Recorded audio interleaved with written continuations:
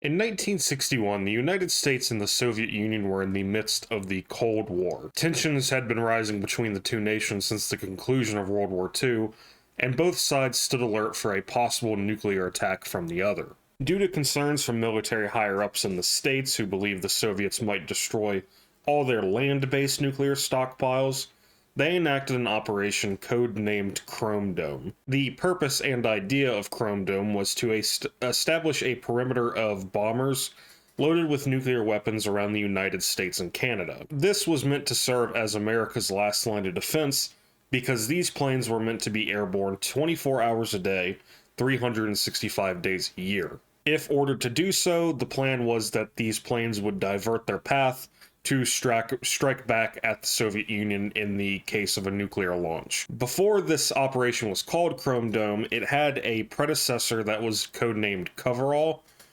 and for all intents and purposes, Coverall was pretty much the same thing as Chrome Dome, including its most dangerous downside, the accidents. During the 7 years both operations were active, there were a total of 5 plane crashes. Now, plane crashes do happen. It's a very unfortunate reality.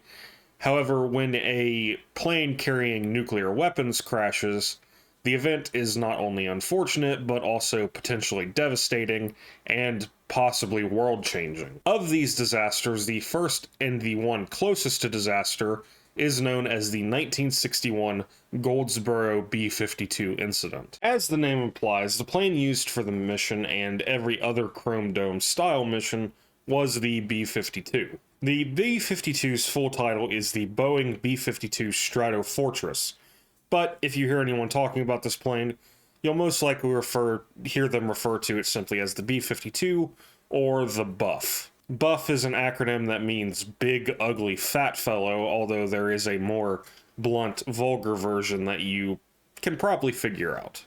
However, if you can't figure out, it means big, ugly, fat fuck. The B-52 was produced from 1952 to 1962. Even though the B-52 is approaching its 75th birthday, many of these aircraft are actually still in service today.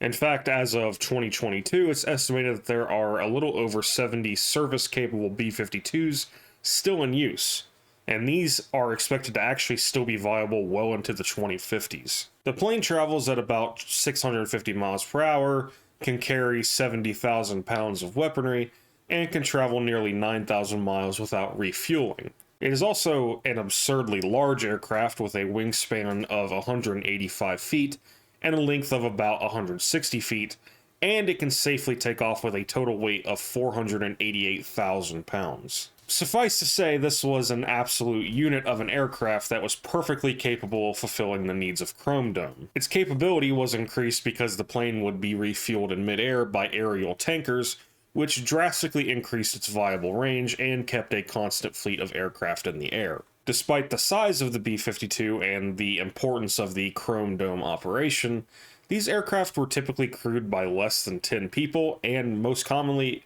only crewed by 5. However, in the context of this story, this B-52 was crewed by 8 individuals. The pilot was 46-year-old Major Walter Tulloch from San Diego. Tulloch was a World War II veteran who had experience piloting and serving in the crew of nearly every large bomber in the United States Armory. By 1961, Tulloch had nearly 2 decades of experience and over 6,000 hours of flying under his belt. All of this made him the perfect candidate for Chrome Dome. The co-pilot was 33-year-old Captain Richard Rardon from Ohio. Rardon was another World War II veteran and became a pilot in 1952. By 1961, he was a highly experienced fighter pilot. Additionally, Rardon served as a test pilot for experimental aircraft and had survived numerous failures that were pretty commonplace in military tests like this. The electronic warfare officer for this flight was a 27-year-old from New Jersey named Bill Wilson. Now, an electronic warfare officer's purpose is to counter enemy air defense systems. As for Bill, he was relatively new to this profession, but by all reports, he was adequately experienced for this position. At the rear gunner position was Technical Sergeant Frank Barnish. He was another veteran, and actually had been a POW during World War II for a time. Besides that, not much is really known about him. 41-year-old Texas native Major Eugene Shelton was the crew's radar navigator. The purpose of a radar navigator is to sight targets and ensure weapon accuracy on those targets. Just to Shelton's right sat Captain Paul Brown. Brown, who was from Illinois, was 37 years old at the time of this incident, and was the crew's navigator. During World War II, Brown, who was still serving as a navigator, had survived 2 separate plane crashes. Given the 24-hour requirement of Operation Chrome Dome, these flights were usually crewed by an extra pilot. For this occasion, that seat was filled by First Lieutenant Adam Maddox. In addition to being the only African American on the crew, Maddox was also the youngest at just 27 years old. When Maddox joined the force, he joined to become a fighter pilot and actually succeeded in that goal. However, when Chrome Dome was implemented, several fighter pilots were transferred to bombers, since bombers were deemed more important. If he was required to crew a bomber, Maddox at least hoped he could be based somewhere near his hometown of Onslow County, North Carolina. And as luck would have it, Maddox was good friends with Walter Tulloch. Tulloch and the rest of the crew, along with the B-52 itself, were all stationed at Seymour Johnson Air Force Base in Goldsboro, North Carolina. Goldsboro is just a little over an hour away from Onslow County, which was perfect for Maddox. So, Tulloch pulled some strings, and Maddox was eventually brought on as the 3rd pilot. To round out the crew was 42-year-old Major Eugene Richards. Richards was a certified EWO and was responsible for training new EWOs. Additionally, Richards held a staff position at the base, but as a certified EWO and pilot, he was required to complete a certain number of in-flight hours to maintain his certification. Because of this, Richards decided to tag along with the crew as a ride-along to both gain hours and ensure that this operation went smoothly. With an understanding of both the plane and its crew, we now need to examine the weapons this flight was carrying. The flight, which eventually becomes known as Keep 19, was transporting 2 Mark 39 Mod 2 thermonuclear weapons. Each of these bombs was equivalent to 3.8 megatons of TNT and had a blast radius of 17 miles. To put this into perspective, these bombs were over 250 times more powerful than the one dropped on Hiroshima. The Mod 2 was specifically designed as an improvement over its predecessor, the Mod 1, by converting the bomb from an airburst into a contact bomb. As a contact bomb, it was intended to land before detonating. Additionally, the bomb's parachutes and wings were redesigned to ensure a slower descent, which would give the aircraft that dropped the bomb enough time to clear the vicinity before it detonated. As for the possibility of accidental deployment, the Mod 2 was equipped with a safety switch that could only be armed from the cockpit. This system, known as the T-380 readiness switch, had to be switched from safe to armed before the bomb could become active. In simpler terms, the bomb could go through every single arming sequence, but if it got to the point where it hits that switch and the switch was set to safe, it would not detonate.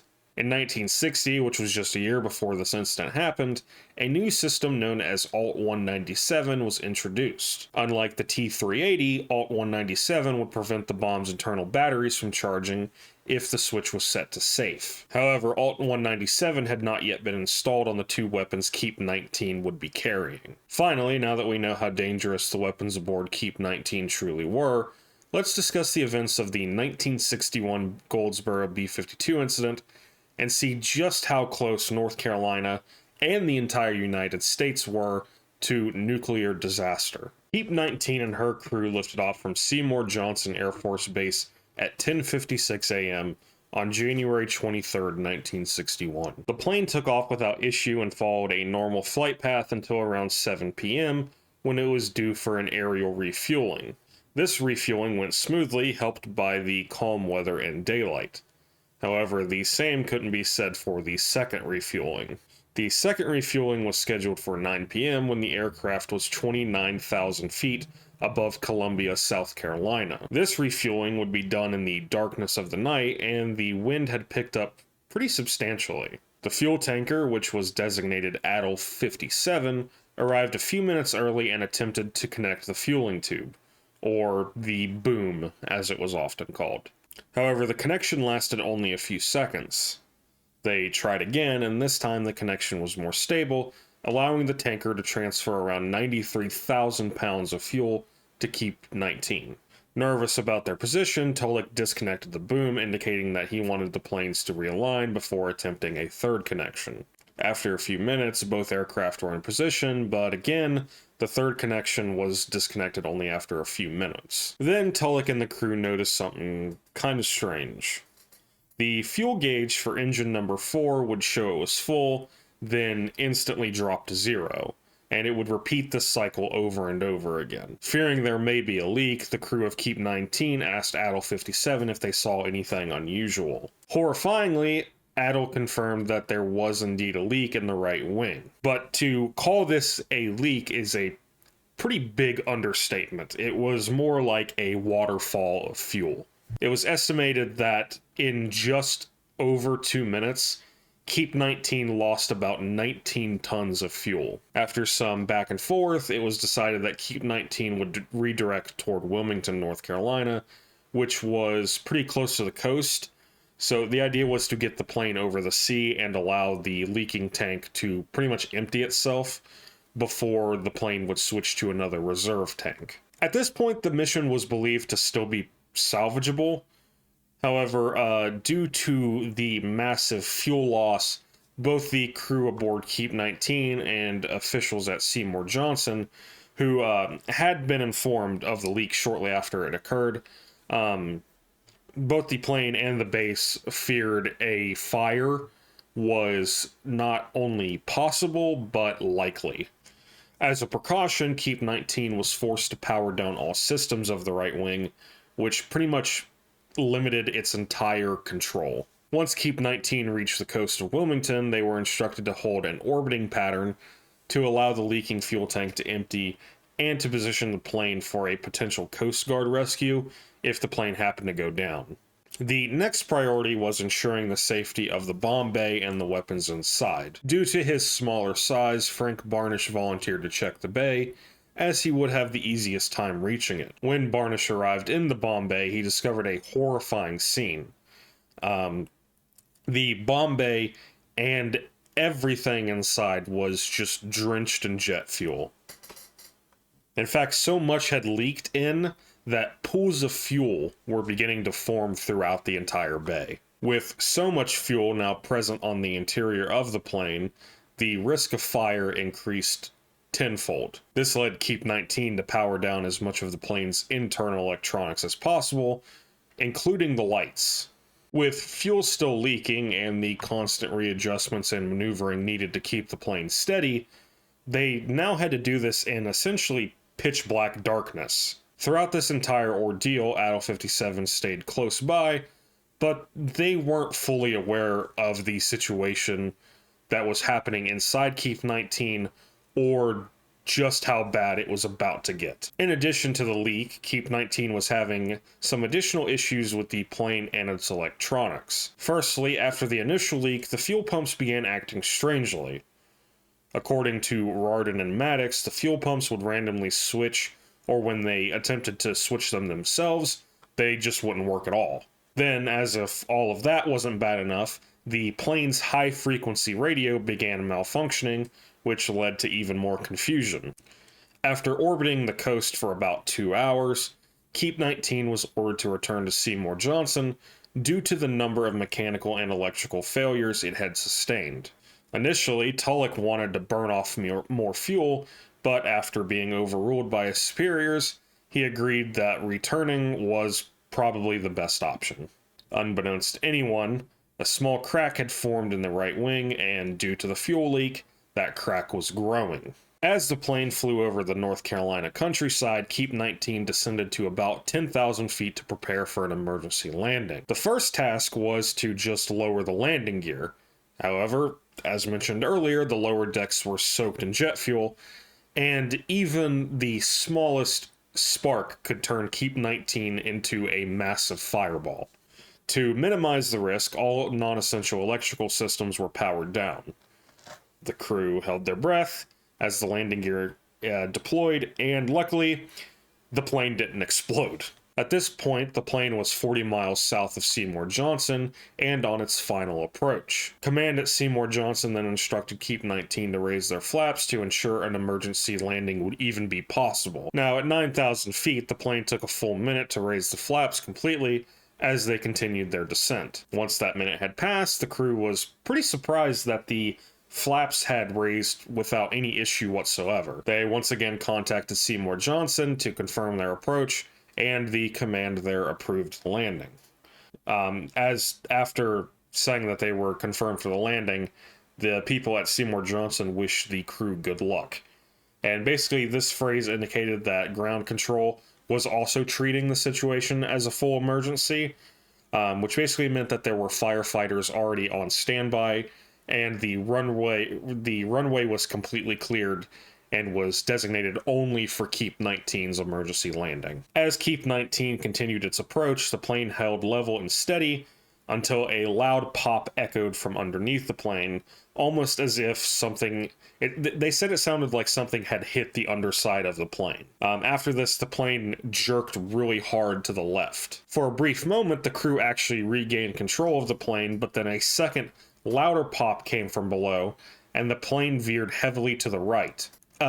In the cockpit, Tulloch and Rardin tried everything to regain control of the plane, but this time it was not responding at all. Tulloch still believed the situation was manageable, but that hope was quickly crushed when a loud metallic sound reverberated through the aircraft.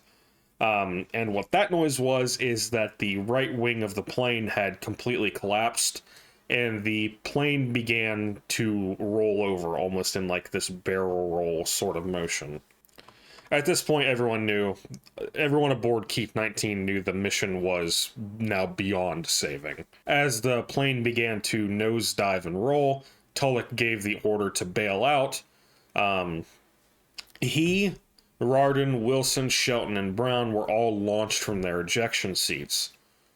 Maddox, who didn't have an ejection seat, heard the order and left his station, but was immediately thrown to the floor, and he actually blacked out for a moment from the G-forces of the diving plane. Amazingly, after regaining consciousness, Maddox managed to climb through the co-pilot's ejection hatch and leap from the plane, with a parachute strapped to his back. Richards and Barnish, however, were not as lucky, and their bodies would later be recovered from the wreckage of the plane. After Maddox jumped, he recalled that the plane was pretty much it was completely vertical, and it was disintegrating as it plummeted towards the ground. The wreckage would eventually scatter over more than 2 square miles, and at this point the time was 12:35 a.m. on January 24th, 1961.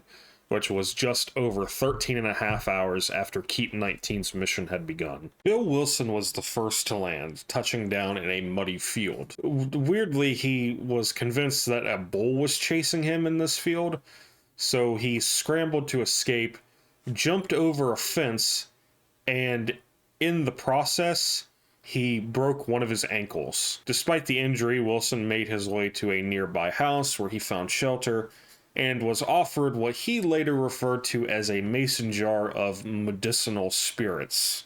Next was Tulloch. When he was ejected from the plane, there was a gap between him and the ejection seat, which caused him to be slammed hard by the seat. The impact knocked the wind out of him and sent the seat tumbling, and in the process of that, Tulloch lost both his oxygen mask and helmet, but his parachute deployed perfectly, and overall he was relatively unharmed. Nearby, he spotted another ejection seat and parachute, and Tulloch did try to call out to whoever this person was, but he never received a response. As he descended, his parachute got caught in a tree, and since it was dark, he had no way of knowing how far from the ground he actually was. So after he cut himself from the ejection seat and parachute, he fell about 20 feet into the freezing waters of the Nahunta swamp. The other person he'd seen earlier, the one that never responded to him, he'd pretty much lost sight of him. And as for Tulloch, unlike Wilson, there were no houses in sight. The other person he'd seen earlier, the one that never responded to him, he'd pretty much lost sight of him. And as for Tulloch, unlike Wilson, there were no houses in sight. Tulloch initially attempted to wade out of the swamp, but every direction pretty much led to deeper and colder waters in this swamp. Realizing he was pretty much stuck here, he decided to wait until morning. So he ripped off part of his parachute to use as kind of like a makeshift blanket for the night. When the morning came, Tulloch managed to crawl himself out of the swamp and found a dirt road, which, when he got there, he happened to stumble upon a milkman making his morning deliveries, and the milkman took him to the nearest house with a phone, and from there, Tulloch was able to contact Seymour Johnson, who then sent an ambulance to retrieve him. After jumping from the plane, Adam Maddox waited a few moments before deploying his parachute to avoid it being clipped by the falling aircraft or debris. Once he was clear of danger, he deployed the parachute, but just moments later, the plane that was behind him exploded, which caused his parachute to collapse. However, luck was once again on his side as he managed to catch air under the chute and regain control. Like Wilson, Maddox landed in a muddy field near a house.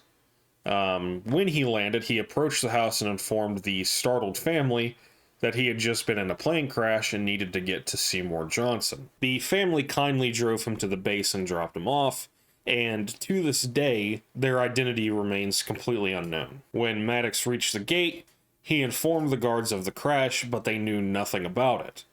Suspicious due to Maddox's race, which was a regrettably all too common occurrence at the time, the guards asked for his military ID. Unable to find it, Maddox was then arrested for stealing government property as he was still wearing the parachute backpack and carrying the chute under his arm. Similarly, Richard Rardon landed not far from the base and hitched a ride there. He had arrived after Maddox, who had already been placed under arrest. When Rardon also claimed he'd been in a plane crash, the guards still believed it was a hoax. Unlike Maddox, Rardon had little to no patience for the situation and very loudly voiced his frustration to the guards. Meanwhile, back inside the guardhouse, Maddox was being questioned and had flawlessly listed the names of everyone aboard Keep 19. When even that failed to convince the guards, Maddox provided Keep 19's call sign and tail number, and he told them basically, hey, here's the call sign, here's the tail number, verify it with the tower. When they did, the tower confirmed that that was Keep 19, and it also confirmed their worst fears. Keep 19 had indeed crashed, and the situation was now a broken arrow. Put simply, a broken arrow refers to any unauthorized or accidental detonation of a nuclear weapon or the loss of a nuclear weapon. Until Maddox's confirmation, Seymour Johnson had believed Keep 19 was still airborne, but had just lost radio contact because remember, there was radio problems on Keep 19. However, after sort of scanning the surrounding area, the tower spotted an unusual glow on the horizon, which was, of course, the flaming wreckage of the downed aircraft. The base was immediately put on high alert as the broken arrow scenario unfolded, and at the time, Maddox and Rardon were finally able to receive medical attention. To the east of the crash site, Paul Brown landed in a graveyard. He managed to hitch a ride with a couple on their way to Seymour Johnson, where Maddox and Rardon had already been patched up. Once they were reunited, the three men began recounting the events of that night, trying to piece together what exactly had gone wrong. At the main crash site, the bodies of Frank Barnish and Eugene Richards were found in the wreckage. Barnish's body was discovered still in his ejection seat. It's unclear why the ejection seat hadn't deployed, but it seems most likely that Barnish simply ran out of time. Reason being, one of the two levers that would trigger the ejection had been pulled. As for Richards, his seat was unfortunately not an ejection seat, meaning he would have had to escape the wreck manually. Positioned on the lower deck of the plane, unlike Maddox, who was topside, Richards was unable to overcome the intense G-forces to escape the plane. The following day, after Tulloch was found, only Eugene Shelton remained unaccounted for. As it turns out, Shelton was the man in the ejection seat Tulloch had spotted in the night before. The reason Tulloch received no response was that Shelton had already died by the time Tulloch saw him. His body was discovered 3 miles from the main crash site, with his parachute tangled in a tree. An autopsy later revealed that Shelton had died from a broken neck. How this happened is that when his parachute deployed, his body was violently slammed against the ejection seat, which caused a fatal whiplash effect. So, of the 8 men that were aboard Keep 19, only 5 survived. As for the plane, most of the wreckage was scattered across a 2-mile radius in Faro, North Carolina. Witnesses reported hearing a loud boom, which was followed by 2 bright flashes of orange and white, which was most likely the explosion of 2 fuel tanks as the plane fell. Despite the wide area of debris, remarkably, no one on the ground was struck by any wreckage. Around 1 a.m., firefighters and armed Air Force personnel arrived at the crash site and quickly roped it off from the public. While firefighters worked to extinguish the flames, the Air Force discreetly searched for the 2 bombs to ensure their safety. However, neither weapon was found in the wreckage. This meant that at some point during the crash, both bombs had been deployed. As is common in such situations, the Air Force publicly claimed that Keep 19 had been carrying 2 nuclear weapons, but assured everybody that they were secure and safe. In reality, they were frantically scouring the surrounding area in a desperate attempt to locate them. About a mile away, the first bomb, or bomb number 1 as it would be later called, was discovered. Its parachute had deployed and became entangled in nearby trees, leaving the bomb positioned vertically with its nose about 2 feet deep in the mud. Apart from a few scrapes and scratches, the bomb was largely undamaged. Bomb number 2, however, was not so lucky. While bomb number 1's parachute deployed successfully, bomb number 2's parachute never opened, and it slammed into the earth at an estimated 700 miles per hour. The impact created a 15-foot wide crater and buried pieces of the bomb an estimated 180 feet deep into the ground. This bomb was found approximately 500 yards from the main wreckage site, and as the early morning of January 24th, 1961 arrived, Lieutenant Jack Revel came to the scene. Jack Revel was the commander of the Explosives Ordnance Disposal Unit at the time, and had been alerted to the situation. This kind of mishap was exactly what the EOD was trained for, so Revel and other EOD members arrived at the scene a few hours later and immediately began work on bomb number 1, which was the one lodged in the trees. It was determined that bomb number 1 was likely deployed somewhere around 9,000 feet, which would have been pretty close to the time that most of the crew had ejected. As the EOD inspected the bomb to ensure its safety, they made a very chilling discovery. Every step required to detonate the weapon had been triggered except for one. The arm safe switch remained in the safe position. All other arming mechanisms, including those that typically required a human hand or human involvement, had accidentally been activated during the bomb's descent. However, once the circuit reached that safe switch and it was set to safe, the circuit was stopped, preventing what would have been the worst nuclear disaster in history. After safely disassembling the bomb's core, EOD personnel loaded it onto a truck for transport to San Antonio, Texas, which is home to one of the U.S.'s nuclear weapons stockpiles. With bomb number 1 secured, attention then turned to bomb number 2. It was determined that bomb number 2 had been deployed at a much lower altitude than bomb number 1, likely somewhere between 2,000 to 5,000 feet. The recovery of bomb 2 would end up taking days. On the second day of digging, about 12 feet down, the crew uncovered pieces of the bomb's debris along with its unopened parachute pack. By day 4, at a depth of about 17 feet, they found the bomb's tritium bottle, which was a critical component of the detonation process, and it was remarkably intact. Later that day, Revel himself located and removed the bomb's core, which eliminated any risk of a nuclear explosion.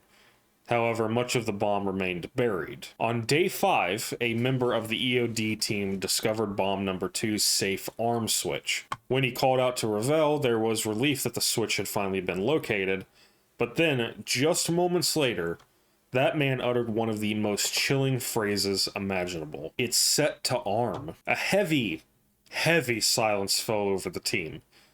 Just 5 days earlier, they had disabled a nuclear bomb that was one step from detonation. Now they stood 18 feet underground next to another bomb that, by all accounts, should have detonated. But why didn't it? Well, just as almost everything in this story, it's kind of a miracle. Just like bomb number 1, every step required to arm bomb number 2 had activated as it plummeted towards the ground. However, unlike bomb number 1, bomb number 2's arming switch shorted out and set itself to arm. This could have been catastrophic. But remember, these were contact bombs designed to detonate a few moments after hitting the ground. Now, if bomb number 2 had been designed as an airburst weapon, it would have almost certainly detonated. In a minute, we'll talk about what exactly could have happened had either of these bombs detonated. But because it was a contact bomb, the parachute was supposed to deploy to slow its descent, just as it had with bomb number 1. But in this case, the parachute failed. The bomb hit the ground at such an immense speed and force that the circuit broke, which prevented its detonation. In short, the sole reason bomb number 2 didn't explode was because of the failure of the parachute. So basically, the switch was set to arm, but at the same time that it was switched to arm, the bomb hit the ground so hard that it broke like the internal wiring and the circuitry of the bomb. So that's the only reason it didn't explode. The fact that either of these bombs came so close to detonating remained a well-guarded secret for years. At the time, the Air Force continued to claim that both bombs were safe and secure, but when curious locals began asking why a giant hole was being dug, they were told it was because they were looking for an ejection seat, which has to be far and away one of the worst cover stories I've ever heard. Despite that poor explanation, the core of bomb number 2 was secure, and with that, the explosive ordnance disposal team's job was done. Many, including Revell, went home. But the Air Force's work wasn't finished. For the next 3 weeks, they searched for the bomb's secondary, which housed the radioactive material required for a nuclear detonation. The secondary was actually never recovered, and to this day is still buried beneath the soil in Faro, North Carolina. However, the Air Force has maintained that there is no risk of detonation, and the material is buried so deep that it poses no threat to the surface. In 1962, the Army Corps of Engineers purchased a 400 square foot plot of land directly above the buried remnants of the bomb. After everything we've talked about in this video, it's hard not to wonder, what if one or both of the bombs had detonated? As mentioned earlier, each bomb had a typical blast range of about 17 miles. Had even one of these bombs gone off, it is estimated that 28,000 people would have been vaporized instantly. And that would leave, additionally, there would be around 25,000 more that would be severely injured. The fallout, if carried further north, could have reached major cities like Washington, D.C. and New York. When he was asked later just how close we came to nuclear disaster, Jack Revel, who, remember, was the leader of EOD, responded bluntly by saying, "We were incredibly close to a nuclear disaster." He also said, had it happened, the entire east coast of the United States would be unrecognizable today. The search for the secondary continued until May 1961, but it was never recovered. By then, the remaining wreckage of Keep 19 had also been cleared. In response to the incident, modifications were made to both the Mark 39 nuclear weapons and the B-52 fleet. After the Goldsboro event, any Mark 39 bombs without the updated safe arms switch Alt-197 were shelved until the modification was applied. In 1964, the B-52's design was updated with more stable wings, which was designed specifically to reduce the risk of fuel leaks and structural cracks, preventing a possible recurrence of the failure that led to the near disaster in North Carolina. In 1964, the B-52's design was updated with more stable wings, which was designed specifically to reduce the risk of fuel leaks and structural cracks, preventing a possible recurrence of the failure that led to the near disaster in North Carolina. All surviving members of Keep 19 went on to continue successful military careers after the incident. Of all of them, Tulloch was most affected by the crash.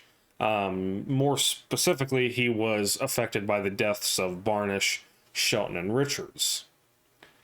Even though, as we've seen, this incident was nothing but a series of tragic accidents, Tulloch blamed himself for the men's deaths as their leader and pilot. In 2018, Adam Maddox passed away as the last surviving member of Keep 19. And in January 2020, Jack Revell passed away in his sleep at an assisted living facility. When much of the Goldsboro incident was declassified in 2013, DeVell became recognized as a hero for his service in decommissioning the two bombs. And also, as far as I can tell, I believe there's still word of a movie being made about the Goldsboro incident that will be told from DeVell's point of view. But with that, we wrap up our look into the Goldsboro B-52 incident. What an insane and incredible story. I'd heard about this story kind of in passing throughout the years and haven't really thought about it too much. It was when I started making these videos that it had kind of always been in the back of my mind that this might be an interesting topic to talk about if there was enough information. As it turns out, clearly there is quite a bit of information about this event, and in response to that, this has kind of become one of my favorite topics I think I've covered so far. I think it's sort of the sheer insanity or the idea of it that makes me love it so much. To me, it's kind of one of those topics that's like too ridiculous. It seems too ridiculous to really be true. To the point of like, in my mind, it reads like a movie, if you know what I mean. However, all of what I just said is 100% true. And as incredible as it is, it's also pretty tragic and harrowing. I mean, we can't forget that 3 men did lose their lives during this incident, and thousands more were mere seconds from utter destruction and death. It's only made even more tragic when you figure out that this isn't the only broken arrow to ever occur. A handful of events, nearly identical to this one, occurred throughout the early 1960s. It's just that the Goldsboro incident just happens to be the most well-known and the one closest to an actual disaster. 2 weeks after this incident, another B-52 crashed in Yuba City, California, carrying 2 Mark 39 bombs. However, in that incident, both the safety switches on both bombs remained in the safe position, and both of the bombs also deployed their parachutes. Once again, all of this is only made more tragic when you realize that it was kind of all for nothing. The United States was in the early stages of the Cold War, and this whole mission was designed to be both our response and our threat to the Soviet Union, and our guarantee for mutually assured destruction. As a result, the United States military nearly deployed nuclear weapons on the nation's citizens multiple times. And although they would be a lot more hush-hush and less forthcoming about it, I have zero doubts whatsoever that similar things to this were happening in the Soviet Union. Luckily, incidents like this are very rare nowadays, but unfortunately, the threat of nuclear annihilation still looms for pretty much the entire world. I would almost argue that we're probably closer now to nuclear war than we have ever been, especially when you look around look around at all the things going on in the world. However, I don't want this video to get all depressing at the end, because this is still an incredible story. It is a story that kind of puts into perspective how mysterious our world and universe kind of is, because those bombs were so close to detonating, and they could have easily detonated. had that happened, it would have changed the trajectory of not only the United States, but likely the entire world. But despite every step that, despite how close both of them came to detonating, they didn't. And personally, I think that's incredible. It's just an insane story, and I really do love it. As tragic as it is, and kind of continues to be. But I think that pretty well sums up my thoughts about this topic, and that's all I really got. As for personal things or kind of updates about the channel, I'm currently working on what should be my Halloween episode. Well, I'm currently working on the outline for what should be the Halloween episode. I know it's a little early, probably, as I'm posting this, but I want to make sure that's done. If I have enough time, I'm going to work on something in between what should be that one and the. I'll work on something that should come between this one and the Halloween episode if I have time. That's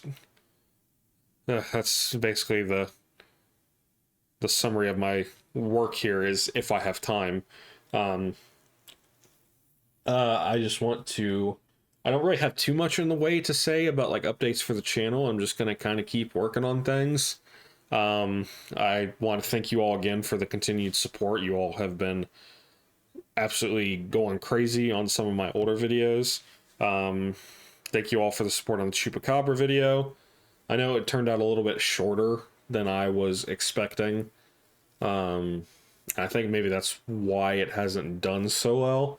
But if you feel like checking it out, I'll put it up here in the top right or down in the description if I remember. Either which way, I know not every video is going to go crazy. But if you want to check it out, it's there for you. I'm just going to keep working on things. Thank you all for the continued support.